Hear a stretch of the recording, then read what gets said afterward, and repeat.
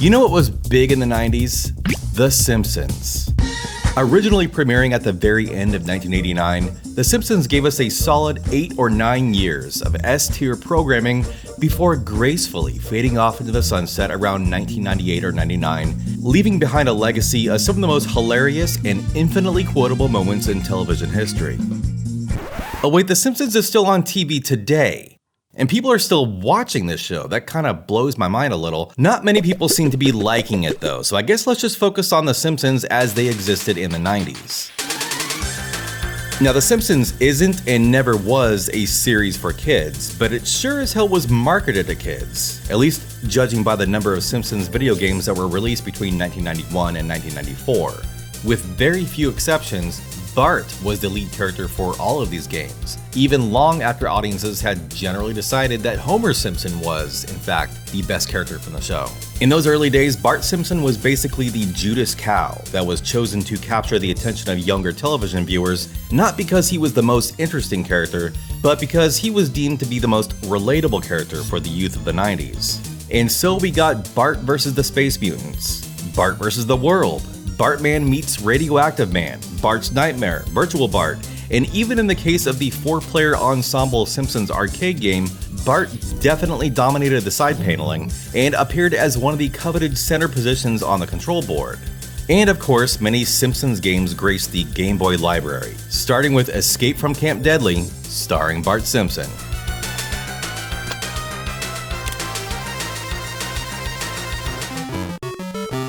Make no mistake, Escape from Camp Deadly is, at best, a middling experience from start to finish.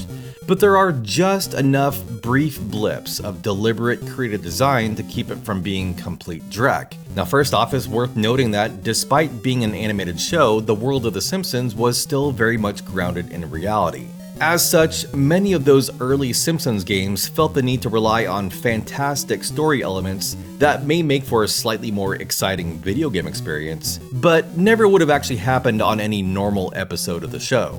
Compared to almost every other Simpsons game at the time, the premise of Escape from Camp Deadly at least feels like it could have existed as possibly, a B story from an episode from the TV show. And as a result, feels a little more authentic than a game like Bart vs. the Space Mutants. Sounds like a pretty crappy game to me. Yes, well, get started. In the game, Bart and Lisa Simpson need to escape the summer camp run by Iron Fist Burns, the nephew of series antagonist Montgomery Burns. The main enemy force in the game is an army of fellow campers, from which Bart has some defense with an unlimited supply of spitballs. Spitballs will only stun enemies temporarily, but Lisa will frequently appear and provide Bart with a limited number of boomerangs, which will take out enemies for good. Lisa will also occasionally provide Bart with single-use outfits like the beekeeper suit or the football uniform, which will grant a temporary period of invincibility. The game is clumsy and occasionally frustrating, with mostly generic stage design, extremely floaty controls, and swarms of identical enemies that come at you from both sides. Outside of Bart and Lisa, the only recognizable character from the show is Nelson, who appears as one of the game's few boss characters at about the game's halfway point. However, as I said before, there are a few moments that indicate that there was some deliberate attempt to create something beyond just a completely shallow and mindless cash grab. Every type of stage has some sort of unique mechanic, like how you collect food in the mess hall stages to throw at enemies, but if a camp counselor sees you throwing food, he'll force you to eat all the remaining food that you collected, leaving you vulnerable until you restock your supplies. Or how if you choose to rescue the ensnared Madman Mort, he'll pop up later in the game to help with the boss fight, or provide you with some much needed health refills. Granted, none of these elements will turn Escape from Camp Deadly into a good game, but these brief moments of even moderate creativity elevate the game above minimal effort licensed trash like Toxic Crusaders, where almost no effort has been made to make the games remotely interesting to play through.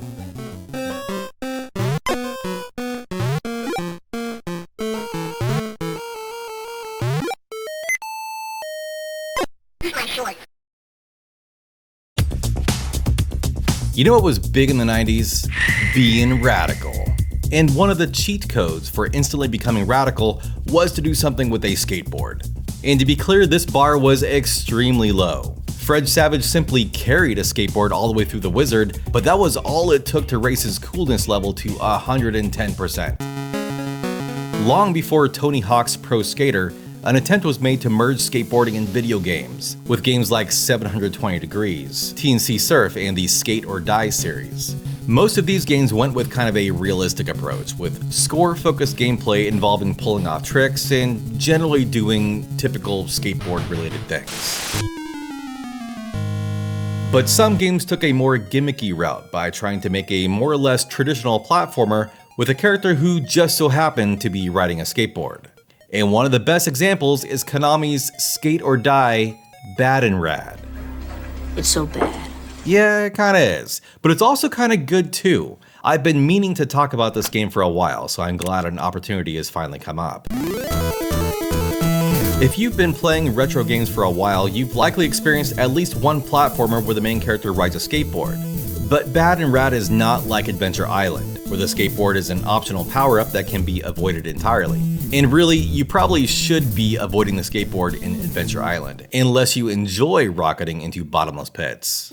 Your character in Bad and Rad is permanently on wheels, and the game's physics are built around this. For example, it takes a long time to get up to full speed from a dead stop, and once you build up momentum, it takes a long time to come to a stop.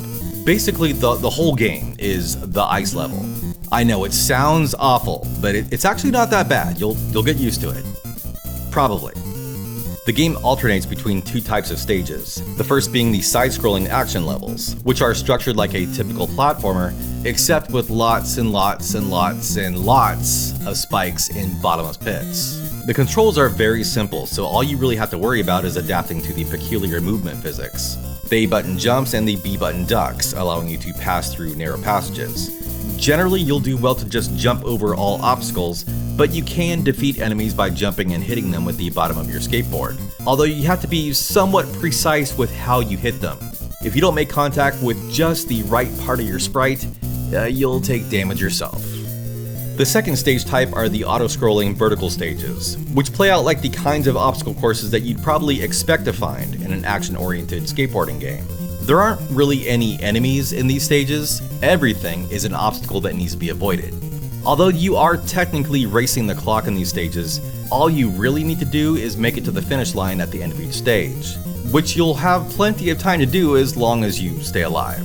In this way, the vertical stages play a bit like the turbo tunnel in Battletoads, with a timer.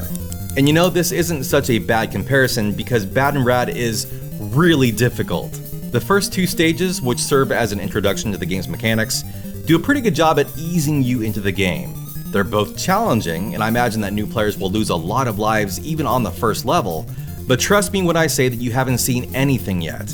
The game's difficulty ramps up dramatically in Stage 3, going from kinda frustrating to absolutely maddening. When you first start the game, you could choose to start from any of the first 4 stages, which might lull you into the misconception that the game is only 4 stages long, like Castlevania Adventure. However, completing the 4th stage will unlock the 5th stage, and completing the 5th stage will unlock the 6th stage, and completing the 6th stage will allow you to finally access the 7th and presumably final stage. At least that's what I'm assuming happens after you complete the 6th stage. I wouldn't know, because I haven't finished that stage, because it is impossible. The silver lining is that the game gives you unlimited continues, so you can keep throwing yourself over and over and over again at those last stages as long as you have the patience to do so. All I can say is, good luck. I can beat Ninja Gaiden, I can beat Castlevania and Ghosts and Goblins, and if I cheat a little and give myself unlimited continues, I've even been able to beat Battletoads. But in over 30 years, I have not been able to beat this game. Sometimes unlimited continues just aren't enough.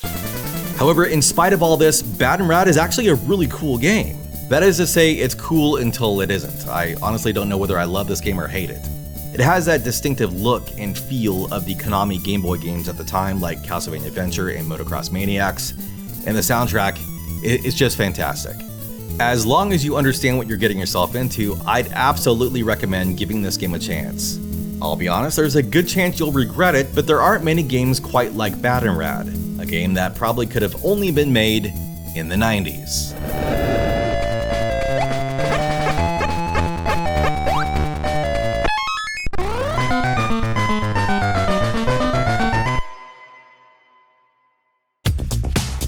You know what was really big in the 90s? Mascot platformers.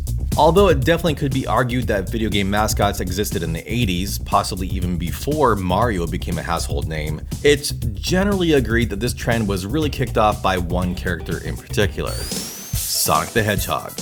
After several years of Mario dominating the video game landscape, Sonic proved to the world that there was room for more than one character on the podium. And he did this so quickly and easily that other developers were fooled into believing that they had a shot to duplicate the same success. If Sega was able to craft a character that could potentially replace or at least join Mario as the face of the video game industry, well, anyone could. At least, in theory. And so the 90s were flooded with a menagerie of anthropomorphic characters all jockeying for position as the next big thing. Although most of these games stayed on the 16-bit consoles, where Sonic's distinctive gameplay and stage design could be more closely imitated, the fad spilled into other 90s gaming systems as well. That's right, even the Game Boy saw its fair share of mascot platformers. If you've been watching my channel for a while, you might remember that I've talked about Titus a few times, although I haven't always had the nicest things to say about them. Titus is probably best known for Superman 64, which is generally considered one of the worst games ever made. Although I won't speak to the quality of a game that I personally have never played, I can speak to the quality of Superman on the Game Boy, and it was not good. On the other hand, I was pleasantly surprised by how much I liked Prehistoric Man, which, despite having its own fair share of issues, was overall a pretty fun and impressive game. It might actually be something of a hidden gem on the Game Boy.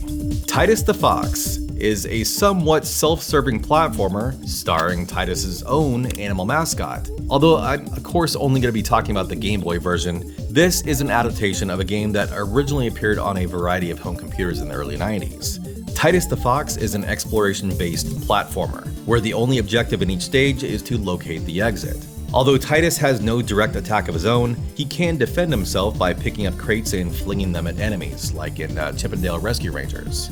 There are also a number of these balls or balloons scattered around the stages, which can be used to bounce up to higher areas. Although Titus can freely pick up the balloons and move them around, they can't be used to destroy enemies. And likewise, crates cannot be used to reach higher areas. In true platformer fashion, there are hundreds of these diamond card things in each stage that can be collected and later exchanged for lives. If you look closely, you can see that these cards are also Titus's company logo. So this is basically like if instead of collecting coins and rings, Mario and Sonic collected Nintendo and Sega logos. Oh, and by the way, the exit point of each stage is marked with the same icon. I know this is a very petty complaint, but why couldn't they have designed a unique sprite to designate the stage exit? I mean, is it really that hard to draw a door? Now, since I only had the experience of 2 other Titus games to compare this game to, I guess the first question is Titus the Fox stupid and janky like Superman? Or is it janky but still kind of fun like Prehistoric Man? The answer is Titus the Fox is pretty much right in the middle, although it definitely leans a bit more in Superman's direction. Titus the Fox, on a superficial level, checks all the right boxes for a typical 90s mascot platformer. The graphics are nice, the character design is definitely appealing, and each of the game's 6 stages have a distinct theme and have 2 parts, just like in most Sonic games. But there's nothing here that you haven't seen done better in countless other games. Platform games starring cute animal characters were extremely prolific all the way through the 90s. So it really took a lot for a particular game to stand out. Even legitimately good games from reputable companies still got lost in the sea of competitive titles. But Titus as a developer was not an especially reputable company, and Titus the Fox is not an especially good game. Now, I have plenty to say about the obnoxious enemy placement in this game, or the agonizingly slow movement of the title character, or how extremely irritating the music is, or how sometimes the sound actually breaks when you go in and out of the pause menu. But my main complaint with the game is with its gameplay, specifically in how you locate the exit in each stage. Several of the stages require you to locate and strategically place a number of balloons to jump up to the correct path leading to the exit. I'm fine with that, that's good stage design. But frequently you'll find that you've been running around in circles with no indication of where the stage exit is or how to get to it. And that's because Titus the Fox relies on secret stage elements.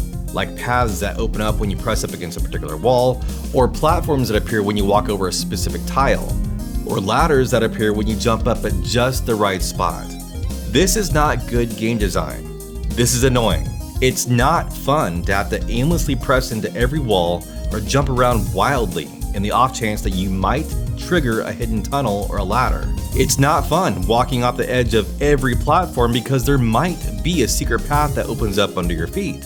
When a game expects you to make progress not through skill or with intimate understanding of the play mechanics, but with complete random luck, that's a pretty good sign that it's time to turn the game off and find something else to do. Okay, well, I feel weird even bringing this up now, but if you have a friend who has a copy of the game, you can link up for some simultaneous multiplayer, which is a pretty fun and honestly impressive feature that is totally wasted on a game that neither player is likely going to want to play.